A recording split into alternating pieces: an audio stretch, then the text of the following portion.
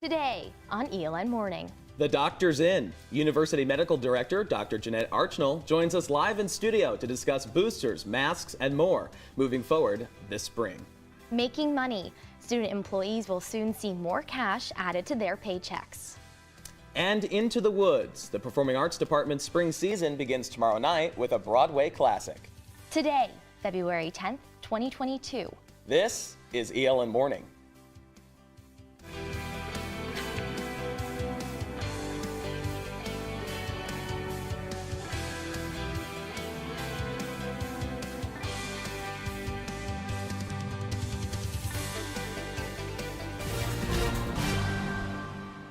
Breaking overnight, 25 North Carolina National Guard members arrive at Alamance Regional Medical Center to support staff and hospital operations. Cone Health medical staff requested the assistance last month during the rise in Omicron cases. The Guardsmen are scheduled to remain on site through March 4th. We begin our coverage here. Good Thursday morning, everyone. I'm Baylor Rodman. And I'm Ashlyn Delawi. You're watching ELN Morning.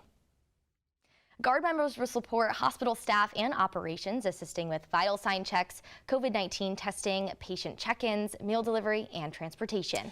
This comes as cases declined 46% in Alamance County over the past week, and hospitalizations start to slow, closely following state and national trends, according to federal data from the Center Disease for Control and Prevention. Joining us now to weigh in on all of this, as well as talking boosters, masks, and more, is University Medical Director Dr. Jeanette Archnell. Dr. Archnell, good morning to you. Thanks morning. for being with us today. So I want to start just a little bit, any contextualization you can provide with National Guard coming in. Is it too little, too late? I mean, the cases are starting to decrease now. You know, they were called in January. How can they, be of help? It's a good question. The problem is that even though cases are dropping, cases are still really high. And I think that's what everybody is forgetting across the country. One of the problems with COVID has been the problem with staffing hospitals everywhere. People haven't been able to take leave. People have gotten sick because they're working too many hours, all of that. So all those people who worked through the surge, the real peak of Omicron, they're now burnt out and collapsing, and any assistance anybody can give is going to be beneficial. You'll notice none of these are clinical roles that the National Guard are doing. And I think that's important for patients and the community to know, that you're still going to be taken care of by doctors and nurses and fully qualified staff. It's the support people whom we always forget about in these crises. That's where we're going to have extra support, and they deserve help. Well, also making headlines this week as well is the rollback on mask mandates in various states. In Connecticut, New Jersey, and Delaware, they have all set timelines right now for the end of their schools' mask mandates. Here in Raleigh, the mayor just recently said, we're just not there yet in terms of rolling back that mask mandate here in the state. With that said, what is your advice to students, faculty, and staff as we sort of move about the next few weeks, and leaders here in the state and across the country are sort of making decisions on loosening those requirements? Well, I think the first thing we need to remember is that even though the Omicron surge is going down and cases are much, much lower, we're still almost at the same number of cases as we were at the peak of Delta. Okay? COVID hasn't gone away. Yeah. It's just fewer people are dying from it. So that's number one. Number two is masks aren't just helpful against COVID. They're helpful against flu, the common cold, which is very often another coronavirus, mono, strep. So anytime anybody is sick, whether there's a mask mandate or not, people should be wearing masks. So we need to put things in context. It's not everything's gone away. Yeah. We will never be back to 2019. Okay. So would it be the advice, though, soon to potentially set a specific date? I know a lot of students were frustrated because, you're going to be unmasked after the first 2 weeks because you were vaccinated, and then that was extended, and then extended at the end of the semester, and then you were going to be boosted and taken off, and that was extended. So I understand the hesitancy to set another date, to not go ahead and do that. But as other leaders start to do that, is that something that maybe we can expect to see soon? I can tell you it's definitely under discussion. It is always under discussion. The problem and the difficulty is that if people choose a number, then you can get, you're stuck with that number, and it tells you nothing about what's going on. We have a wonderful vaccination and booster rate on campus, faculty, staff, and students. But in the surrounding community, Guilford County has I think it's about a 59% vaccination rate. Okay. Alamance County has a 57. Right. Rockingham County hasn't even hit 50%. We don't really live in the Elon bubble. And one of the things the university has to take into account is not just what's on campus, but what everyone is exposed to off campus. So while I'd love to give you a date, I'm not going to go there. That's good. So you mentioned boosters. There's 4 more booster clinics. There's a few students who were deferred from those. I know we have to run, but is there any update on, if they just had COVID, like what that process sort of looks like? Okay, if you've had COVID in the last 90 days, medically you can get your booster immediately. It's not a problem. But because we know you have some boost, in a sense, from getting the illness, you can defer that booster for 90 days, so long as the university knows you've had COVID and has proof. Sure. All right. Well, for those who haven't received their booster shot yet, there are 4 clinics, as we said, and they're scheduled. You can schedule to get yours on campus between now and spring break. Registration is strongly recommended, but you can walk in if doses are available. Dr. Jeanette Archinal, thank you so much for your time this My morning. pleasure. We hope to see you back soon. Okay. Thank you so much. All right, well, this Saturday, the student wage for on-campus jobs will be increasing from $9 an hour to $10. The change comes after the university instituted COVID-19 related budget changes, halting students from their 25-cent raise per semester. ELN sophomore Sydney Brown has had 2 on-campus jobs and says the $1 increase makes a big difference. I feel really good about it. I know that me specifically, I'm trying to save a bunch of money to move off campus next year, and with the 2 jobs that I have, it's going to be a lot more in the long run. So even just a little bit is good. ELN senior Jacob Heil is pleased with the increase, but hopes the university will revisit student wages again soon. And I think it's a fine starting point. I mean, I get the aspect of from an economic standpoint, from the university's perspective, having to roll out these changes. But I think on top of that, I know in the NC legislature, there's a bill talking about making $15 the minimum wage. So I mean, eventually the university, despite it being a private university, needs to get to that point as well. Students can expect to see the change reflected in their next paycheck. February's American Heart Month. Now is the perfect time for people to check in with their bodies and their habits. ELN professor Tracy Thurn specializes in cardiology. She says indicators of heart disease are things like unhealthy eating, not exercising enough, and being stressed. Thurn says studies found more than half of college-age people have at least one of these indicators. If something fails within the heart, which I kind of equate it to the engine, right, in a car, then you're going to know it, and you're going to have symptoms, and you're not going to be able to perform the way you used to perform. You're not going to be able to have the stamina you used to have, and you're just not going to feel great. And so the heart is a very important organ in our body.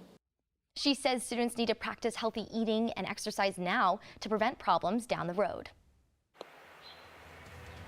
There is a chance of snow this weekend. I'll tell you what to expect after this.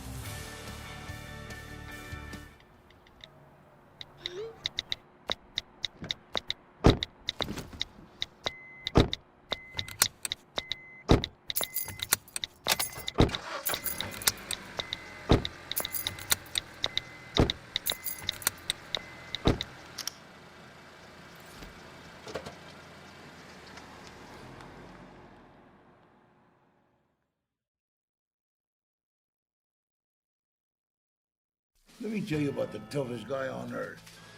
He has the crazy strength to lift the man that raised him up without even flinching. This guy, no, this warrior, will always be by his father's side, even if his dad will hardly remember. If this guy isn't the toughest guy on the planet, then I don't know who is. Caregiving is tougher than tough. Find the care guides you need at aarp.org/caregiving.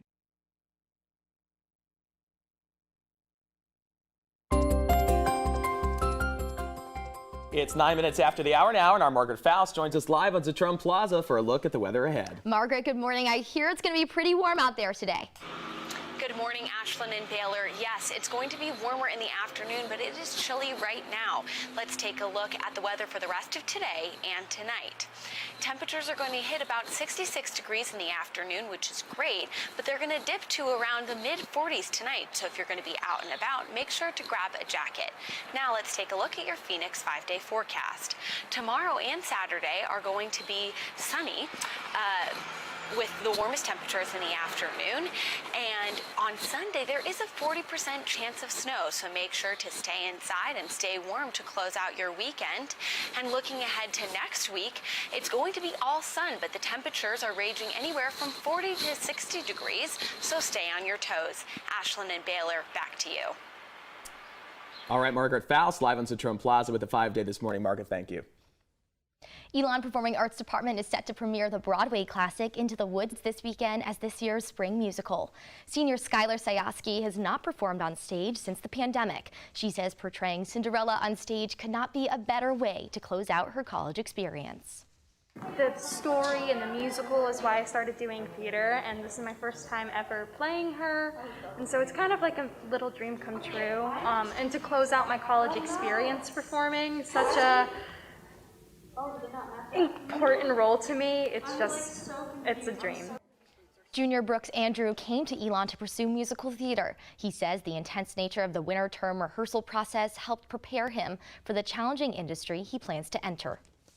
When I have moments like these where I get to put on a costume like this and I get to actually sit down for a month and only focus on performing a show and working on a character and getting to put to use the skills that I'm learning here, it really proves to me that I made the right decision. Into the Woods is set to open tomorrow in McCrary Theater at 7:30 p.m. with performances continuing through Sunday. Tickets are free for students with proof of Phoenix card and can be purchased for the general public at elon.universitytickets.com. And still ahead, our furry friends' fears inside the vet when ELN Morning returns in 60 seconds. Hi. You think you're probably sober? Yeah. But you're thinking about taking the back roads home, just in case. If you're probably sober, then why would you do that?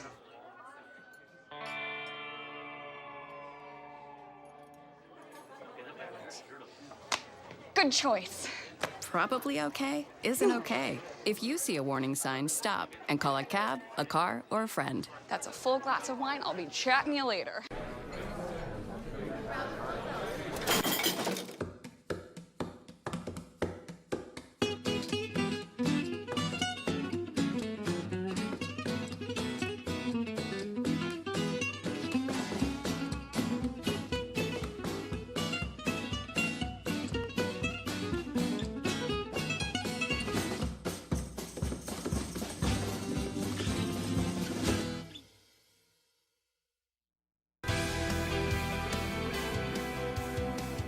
Right across the train tracks, you'll find Elon Oaks Veterinarian Hospital. They're working to get more of their staff trained to help calm pets' anxiety when coming to the vet. Hospital manager Allie Hall says humans are the only ones nervous about going to the doctor. Been starting from the age of a puppy so that they don't have to be afraid and they can be comfortable when they come in, and it just makes the exams and the getting blood samples or vaccinations just a lot more pleasant, or a lot more doable for the pet, and they don't have to be so scared. So you've got a pet on campus who might need dental care. There's also a 10% discount through the end of February. Yeah, because it's National Pet Dental Care Month. Yeah, and my cat actually needed dental care pretty recently. So this is definitely an essential need, for sure. Absolutely. Listen, that's all the news we have for you right now this morning, but we hope to see you at Org Fair, which is later today from 4